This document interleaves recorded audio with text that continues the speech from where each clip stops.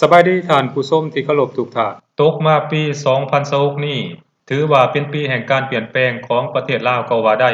โดยเฉพาะการเปลี่ยนแปลงในการก่อสร้างพื้นฐานโครงหลังคมนาคมของประเทศลาวก็ว่าได้บ่ว่าจะเป็นก่อนกองประชุมใหญ่ของพรรคประชาชนปฏิบัติลาวกิจกรรมก่อสร้างการซ่อมแปลงทางหลวงแห่งชาติและทางหลวงชนบทนั้นแม้นมีความคึกคักหลาย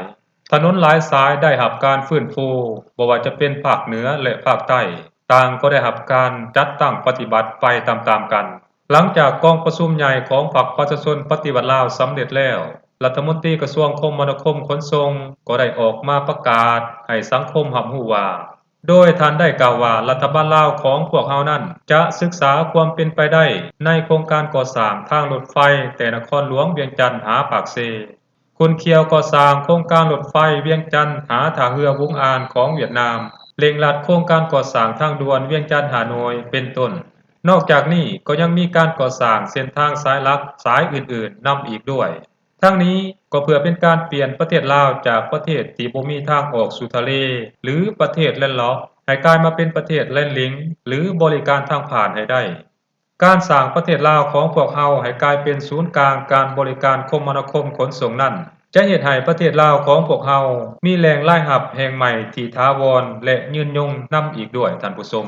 การเก็บค่าบริการทางผ่านจากแหล่งรายรับแห่งใหม่นั้นจะเฮ็ดให้ประเทศลาวของพวกเฮานั้นมีรายรับหลายขึ้นเป็นเงาตามโตอย่างหลีกเลี่ยงบ่ได้โดยเฉพาะประเทศลาวของพวกเฮานั้นมีจุดเสื่อมจอดกับบรรดาประเทศเพื่อนบ้านหลายแห่งบ่ว่าจะเป็นขัวมิตรภาพที่1ขัวมิตรภาพที่2ขัวมิตรภาพที่3ขัวมิตรภาพที่5และในอนาคตอันใกล้นี้ก็จะมีจุดเสื่อมจอดในขัวมิตรภาพแห่งที่6ระหว่างจังหวัดอุบลของประเทศไทยกับแขวงสารวันของประเทศลาวบรรดาจุดเหล่านี้ถือเป็นประตูสู่ประเทศเพื่อนบ้านของลาวพวกเฮาก็ว่าได้